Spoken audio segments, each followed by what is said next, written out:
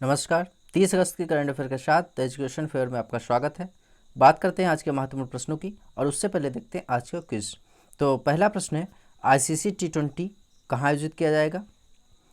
भारत छोड़ो आंदोलन की 78वीं वर्षगांठ कब मनाई गई है? और इलेक्ट्रिक वाहन पॉलिसी कहाँ लागू की गई है? और एक मास्क अनेक जिंदगी प्रोग्राम जो है किस राज्य ने प्रारंभ किया है?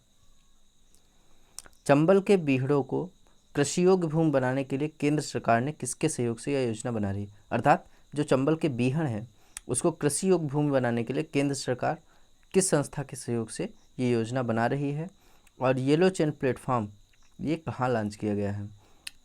इबाइके गो के ब्रांड एम्बेसडर किसे बनाया गया है? और आयुष फॉर इम्यूनिटी प्रोग्राम किस मंत्रालय ने लॉन्च किया है? BRICS anti drugs working group की 4th बैठक कहाँ आयोजित की गई है? और राम वन गमन योजना किस राज्य में बनाई गई है? ये राम वन गमन योजना जो है ये भगवान राम से रिलेटेड है, तो ये कहाँ बनाई गई है इसके बारे में बताइए। तो देखते हैं आज का करेंट अफेयर्स। राजीव गांधी खेल रत्न पुरस्कार की राशि कितनी बढ़ा दी गई है? तो अभी हाल ही में जो हमारे राष्ट्रीय खेल पुरस्कार दिए जाते हैं उनकी जो है राशि बढ़ा दी गई है और ये फैसला लिया है हमारे खेल मंत्रालय के मंत्री किरण रिजिजू जी ने। और इन्होंने कितनी राशि कर दी है? तो ये राजीव गांधी खेल रत्न पुरस्कार की राशि ये पहले थी 7.5 लाख और यहाँ से बढ़ाकर कर दी गई है 25 लाख रुपए। देखिए इसमें 4 प्रकार के गेम होते हैं, पुरस्कार जो दिए जाते हैं 4 प्रकार के। पहला राजीव गांधी खेल रत्न पुरस्कार, दूसरा अर्जुन पुरस्कार, third Dronacharya life time achievement award ये कोच को दिया जाता है, और ध्यानचंद अवार्ड। जो राजीव गांधी अवार्ड है इसकी पहले थी 7.5 लाख से बढ़ाकर 25 लाख कर दी गई है। अर्जुन पुरस्कार और जो द्रोणाचार्य पुरस्कार है इसकी पहले 5-5 लाख थी, अब इसे बढ़ाकर 15 लाख कर दिया गया है।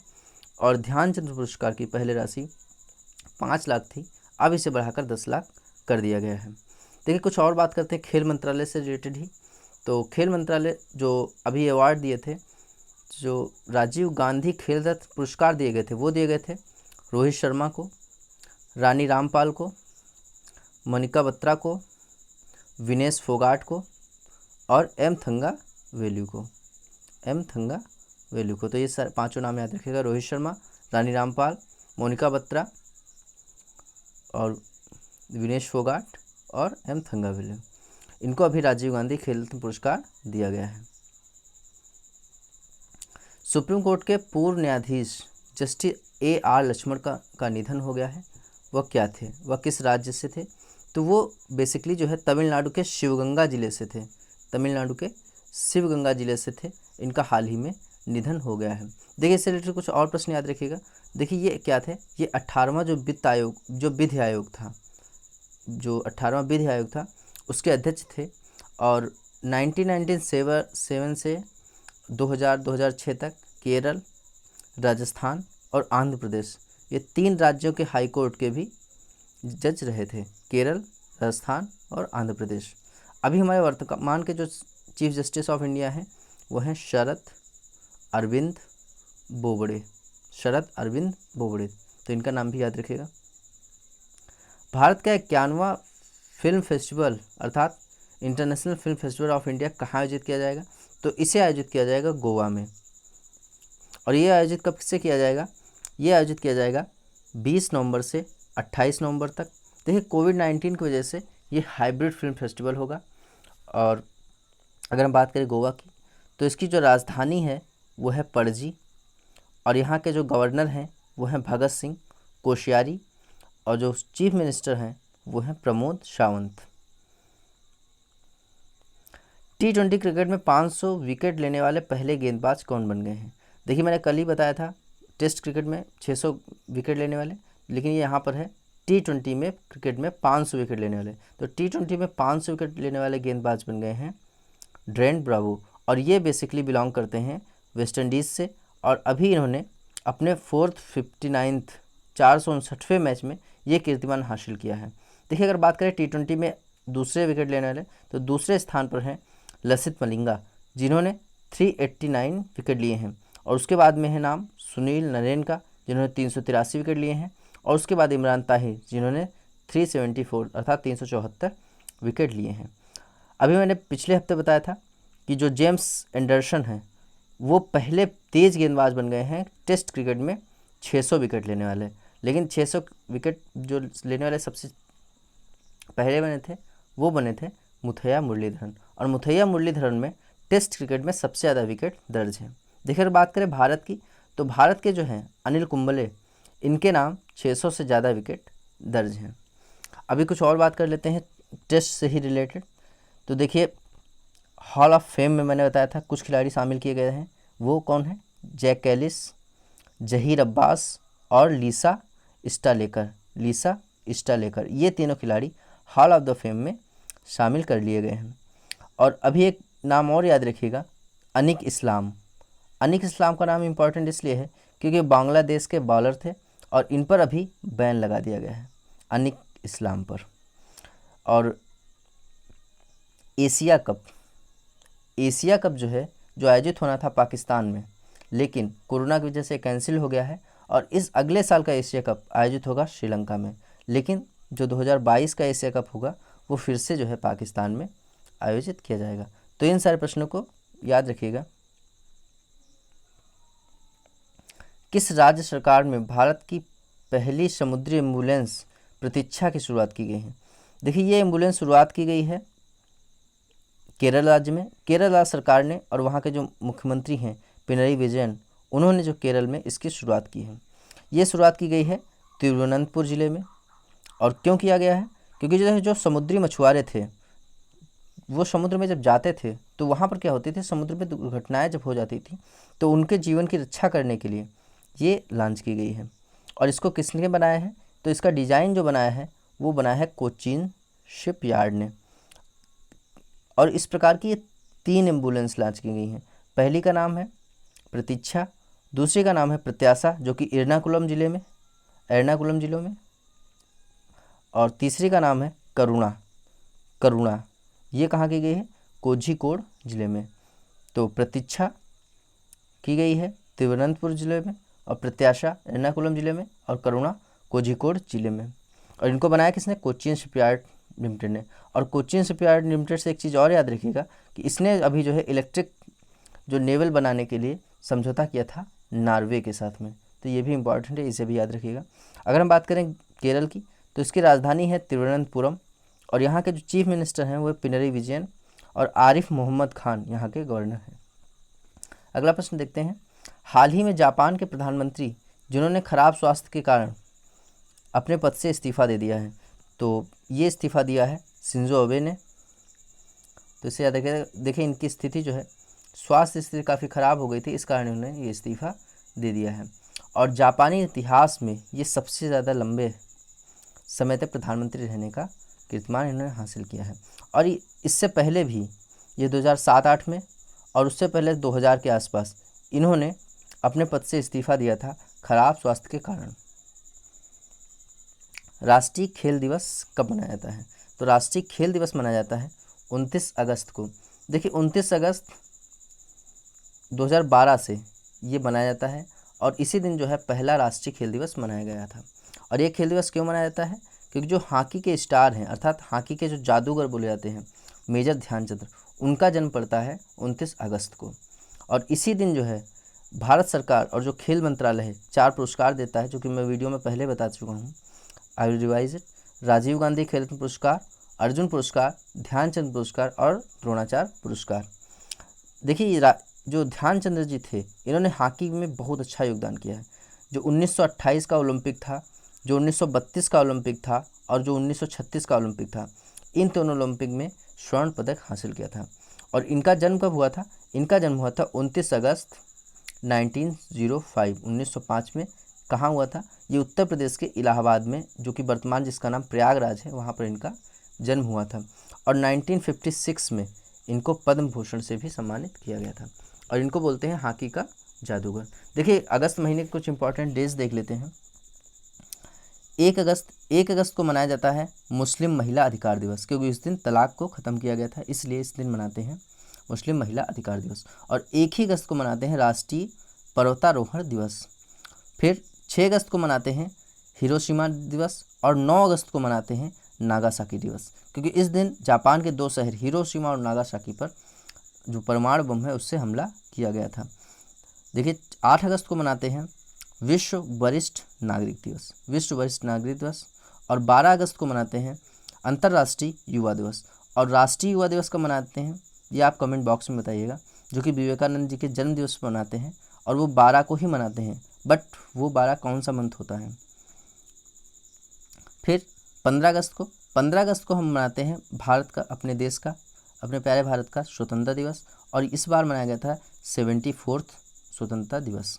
और 19 अगस्त को फिर मनाते हैं विश्व फोटोग्राफी दिवस और विश्व मानवतावादी दिवस।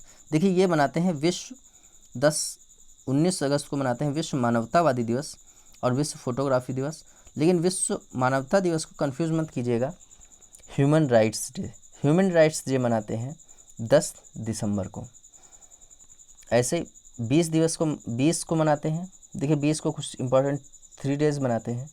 तो पहला मनाते हैं विश्व मच्छर दिवस और राष्ट्रीय अक्षय ऊर्जा दिवस। भारत का जो राष्ट्रीय अक्षय ऊर्जा है वो दिवस मनाते हैं, और राजीव गांधी जी के उस पर मनाते हैं सद्भावना दिवस। और 26 अगस्त को मनाते हैं राष्ट्रीय महिला समानता दिवस, महिला समानता दिवस। और 29 अगस्त को तो मैंने अभी बताया है मनाते हैं राष्ट्रीय खेल दिवस।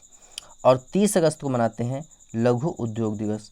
तो अगस्त महीने के ये सारे जो इम्पोर्टेंट डेज़ हैं वो मैंने कवर करा दिए हैं, तो एक बार इसे पॉज करके देख लीजिएगा।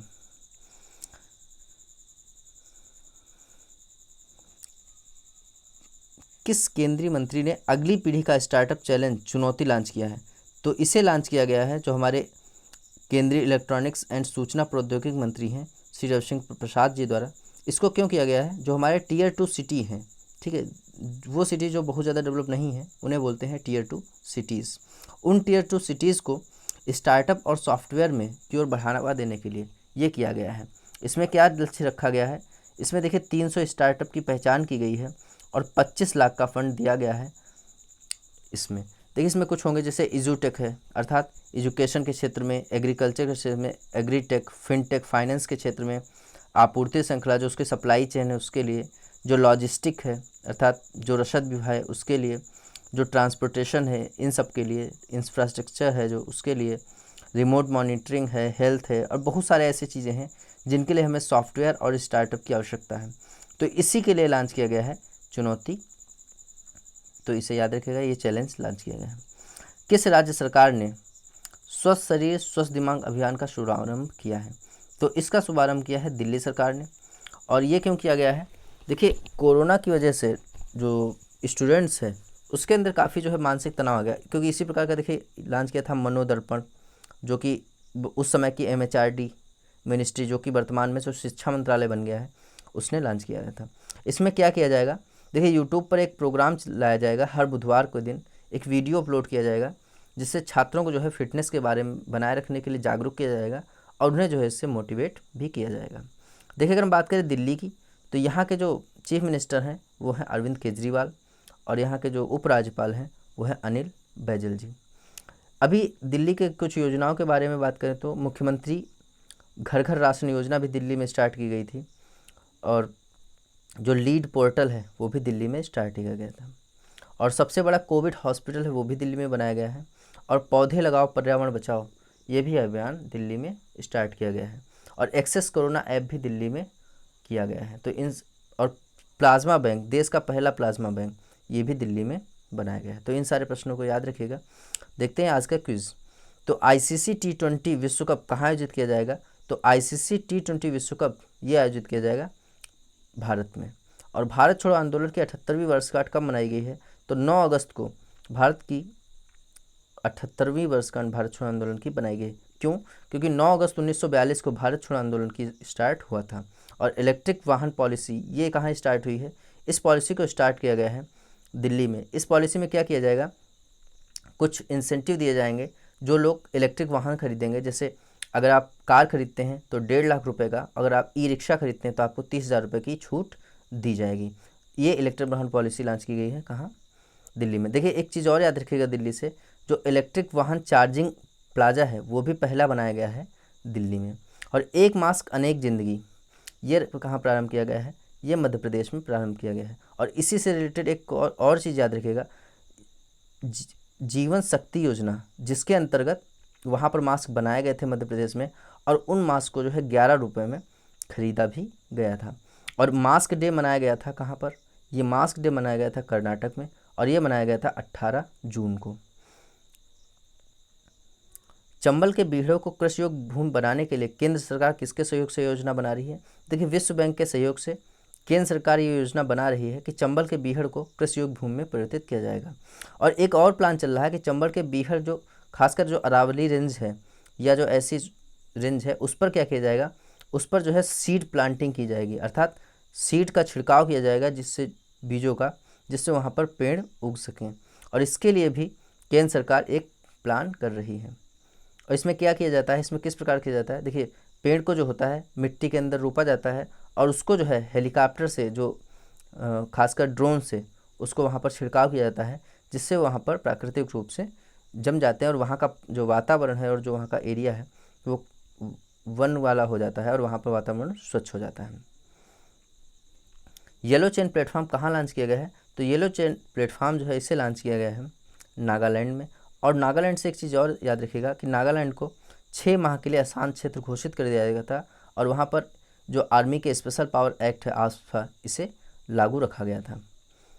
और अभी हाल ही में असम में भी 6 महीने के लिए इसे बढ़ा दिया गया है। और इबाइके गो का ब्रांड एम्बेसडर किसे बनाया गया था? तो इबाइके गो का ब्रांड एम्बेसडर बनाया गया है हरभजन सिंह को। और ओकले जो स्पोर्ट आईवियर है उसका ब्रांड एम्बेसडर बनाया गया है रोहित शर्मा को। और आयुष फॉर इम्यूनिटी प्रोग्राम ये कहाँ लॉन्च किया गया है? तो इसको लॉन्च किया है आयुष मंत्रालय ने। और BRICS anti drug working group की 4th बैठक आयोजित हुई थी रूस में, और ये वर्चुअल तरीके से आयोजित हुई थी और इसकी अध्यक्षता जो है रूस ने की थी। और इसमें एक चीज़ और याद रखिएगा, जो ब्रिक्स में भारत का प्रतिनिधित्व किया था इसमें ये किया था राकेश अस्थाना ने। और राकेश अस्थाना का नाम इम्पॉर्टेंट इसलिए है क्योंकि जो नार्कोटिक्स डिपार्टमेंट है उसके हेड हैं राकेश अस्थाना, और अभी हाल ही में बीएसएफ के भी हेड बना दिए गए हैं, जो डीजी बनाए गए हैं, डायरेक्टर जनरल, वो बनाए गए हैं राकेश अस्थाना। और राम वन गमन योजना इसको प्रारंभ किया है छत्तीसगढ़ सरकार ने। क्यों प्रारंभ की गई है? क्योंकि वहाँ पर जो 9 साइट है, 9 साइट्स हैं भगवान राम से रिलेटेड, उसको डेवलप करने के लिए ये योजना प्रारंभ की गई है, राम वन गमन योजना। अगर ये वीडियो आपको अच्छा लगा है तो इसे लाइक कीजिए, शेयर कीजिए। धन्यवाद।